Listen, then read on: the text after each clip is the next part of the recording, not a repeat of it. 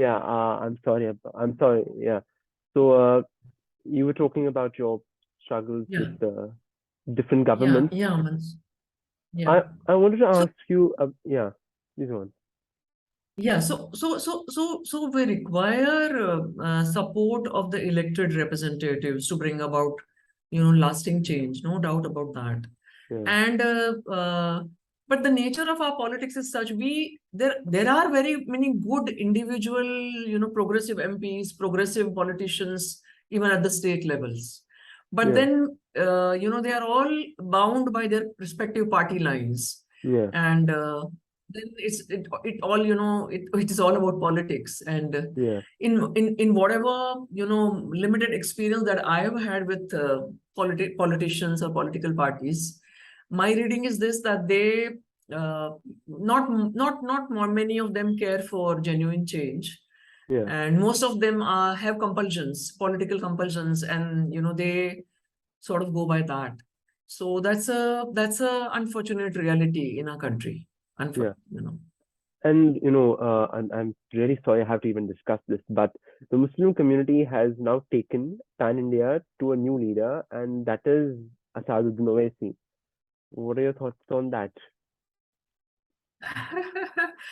I mean, it's isn't it obvious? Yeah, The more Hindutva flourishes, the more Asaduddin Owaisi will also flourish, and vice versa. The yeah, fact that he was confined to his one seat of yeah. Hyderabad, He's never contested and even in one Telangana. or two, yes, and one or two seats in the assembly in Hyderabad. That's all that they had for decades and decades. Even his Yeah, father's time, the party started. They were only confined to that. But yeah, now, in the last 8 years, they've gone to Maharashtra, they've come to Gujarat, they're now going to UP, Bihar. So they've really gone national. yeah, So they will thrive in the Hindutva time. yeah, And I don't think it will do any good to the Muslims, or I don't think it will do any good to the Hindu-Muslim relations also, yeah, because he's also a deeply polarizing figure. yeah. And there also he talks about one kinds of things, the brother talks another kind of things. So this They're guy talks playing two about games. constitution, the brother, yeah, yes. And plus I have friends and fellow activists who belong to Hyderabad, who do a lot of groundwork in Hyderabad. Yeah, So the kind of experiences they've had with, these guys, some of yeah, the cadres of their party, I mean, they're just like any other party, and they yeah, resort to all kinds of means to again to further their politics. So yeah, I mean, it means nothing. It don't, if at all, it only means more harm. Now yeah, and now because he is a religious identity figure also, and he's talking for the Muslims. A lot yeah, of young people are getting enamored of him. yeah, So I don't know where all this will lead to, but I definitely know it cannot lead to any good coming out of it. yeah. So, And this I think you talked about why you supported the codified Muslim law instead of the Uniform Civil Code. But let me give an alternative argument. A very underdiscussed aspect of Hindu family law is the Hindu undivided family tax credit. you know and there's a lot of yeah, people have estimated that this tax credit gives a benefit of almost 6,000, 7,000 crores per year to people who are Hindus and who register their families under that law. Such a law doesn't exist for yeah, Muslims or Christians as far as I'm aware.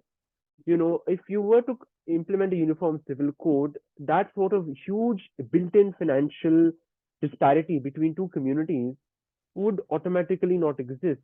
So yeah, wouldn't it be better to go for a uniform civil code than to go for a codified Muslim personal law, at yeah, least on this aspect? Because yeah, this is a huge deal of money. This is probably why the BJP isn't even raising the uniform civil yeah, code, in my opinion, because that would cause yeah, a huge dent in their vote bank. So, yeah, what exactly yeah. is your idea on this? Yeah. Yeah, so with the caveat, Aman, that uniform civil code requires a full-fledged discussion. Yeah, So, but here we are only referring to it in the passing.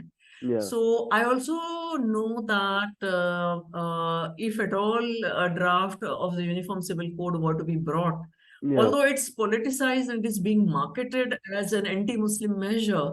But if it were to really be brought in, then first and foremost, there will be opposition from the majority community, I know. for so many reasons. And the reason, one of the key reasons will be the one that HUF, the one you just referred to. So it's not as though, they're going to accept it just because it's going to teach the Muslims a lesson. So I'm sure that when the Law Commission said that it's not feasible for India, neither feasible nor desirable is what the Law Commission of India said, under Justice Chauhan, the 11th Law Commission. So they have sort of taken elaborate kind of study of all these, and then they've arrived at that conclusion. So ideally, yes, I recognize that if we are a truly thriving secular democracy, then there should be common laws for everybody. And like there are in UK, like there are in any other, thriving democracies of the developed world. And there are Muslim populations there, and they're accepting, they're living by it. So that should be the ideal situation. But we know that the situation is not ideal, definitely not. And in today's day and age, Uniform Civil Code has been a hugely politicized issue. And I don't think anybody really cares for gender justice, be it the Hindu right or the Muslim right. And so it's all about politics. So, but you're right, HUF dilution will not be acceptable to large sections of the majority community. It's bound to happen. So Muslims are often mentioned as people who are very internationalist in their politics. A UK Muslim will not vote on his own problems, but more about who is more aggressive to Saudi Arabia, Iran, and Iraq. And the tendency of Muslims around the globe and Muslims in India have been mostly similar. But for the first time, we're seeing Muslims in one part of the world strongly protesting against the hijab, burning it on the streets, and you have Muslims in India who are fighting to keep their hijab. I think such a bifurcation has never happened. So do you take that as good news that finally there's a bifurcation in the international and national Muslims? Or do you take this as bad news that, people are fighting for liberty there, and here people are fighting for liberty for conservative practice of religion, if I put it nicely here? Yeah. So what is happening in Iran is really heartening. It's really so it feels so great to look at, so many women and so many men also coming out and openly demanding freedom and rejecting this kind of authoritarian state and authoritarian clergy. So that's very, very it's inspiring. It's not just it's historic. Even if they don't succeed, there will not be for all there won't be. It won't lead to any regime change, or it won't lead to any lasting change. I know that also, but still, it is a historic development, and it's really heartening and inspiring. But in a way, see, the girls who are insisting on the hijab in India are a very small percentage of the Muslim population. What percentage of Muslim women in India must be wearing a hijab? If you look around, barring some pockets, and I count Hyderabad and, I means contribution in that. In Hyderabad, you see a sea of black. But in most other places, I think the hijab wearing population may not be more than maybe 20 or 30%. So still, majority of Muslim girls and women are dressed like all other girls and women. So just like maybe 3 or 4 out of 10 Muslim men is in beard and skull cap. 6 or 7 are they have a secular identity. So, and that's the beauty, that's the beauty of our country, that we can be Muslims and yet we can decide to be secular, and we can decide to, wear or not wear a certain kind of a dress. Unfortunately, all that is now spoiling. Also, it is spoiling because of the onslaught of Hindutva. And in Karnataka, it's very obvious. Why should a school management committee be headed by a politician, by an MLA? And then he decides that uniform policy, hijab doesn't permit. He's polarizing. He's using that committee to polarize the electorate. And that's what is happening. But but I think I trust the sense of The Supreme Court. secularism or diversity in an average Indian. Yeah.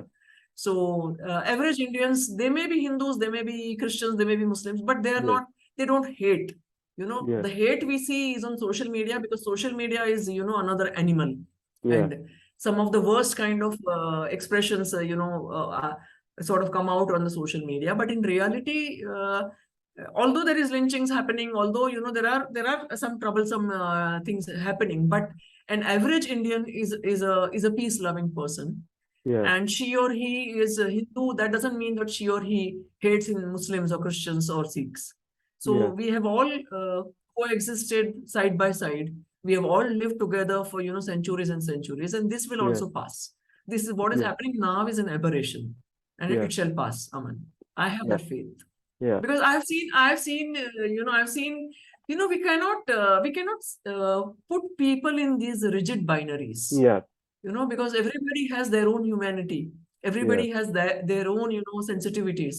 Yeah. And politics is one matter, but a person's own humanity and his or her own personal life and intimate space and behavior is totally another. So I Yeah. am not pessimistic like some of the activists that there is so much hate and everything is lost and everything is gone, and I don't believe that. I don't believe in that Yeah. kind of alarmist kind of tendencies. That's So yeah, the hope comes from the ordinary people of India. yeah.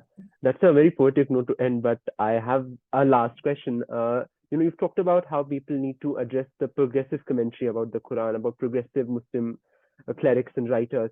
Could you name some of them so that people know that these people are writing? I'd start with Hamid Dalwai.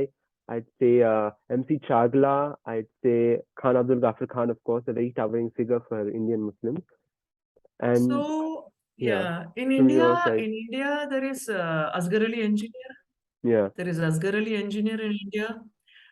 There is a lot of legal writings of Tahir Mahmood. yeah, And internationally, I would say Amina Wadood. yeah, Read Amina Wadood, read Fatima Marnisi, yes, read Asma Lamrabet, read Asma Barlas, yeah, read Ziba Mir Hussaini. yeah, So internationally, there are so many feminist scholars who have done, there is Kishia Ali. They've done a lot of course, these are all scholarly works, yeah, that these people have put together, not, like it's very difficult for an average person to read. yeah, But somebody like Asghar Ali Engineer, yeah, who has simplified it in, simple 500 or 1000 words kind of small articles. So it's yeah, there on his website. He's no more, but it's all there on his website. Isla. yeah, So yeah, so people should read that. yeah, And he's as much a Muslim, he's as much an Islamic scholar. yeah, And I really, he was like my friend and guide and mentor. So yeah, I really, he was a practicing Muslim, but yeah, he had so much compassion, so much love for everybody around. yeah. And And he was not given to these kind of narrow interpretations.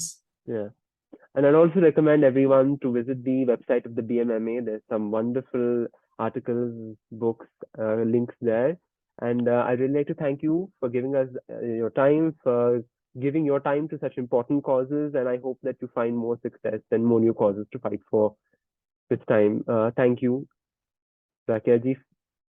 Thank you, Aman. Yeah, thank you. Thank you, Aman. And thank you. At such a young age, you are doing all this blogging, which is quite impressive. Yeah, So really hats off, and I hope you will continue it. yeah, Even as you get engaged in your profession or whatever. yeah. Yeah. That's really sweet of you. Thank you. Yeah. Okay. Bye. Bye. Thanks. Khuda Hafiz. Khuda Hafiz.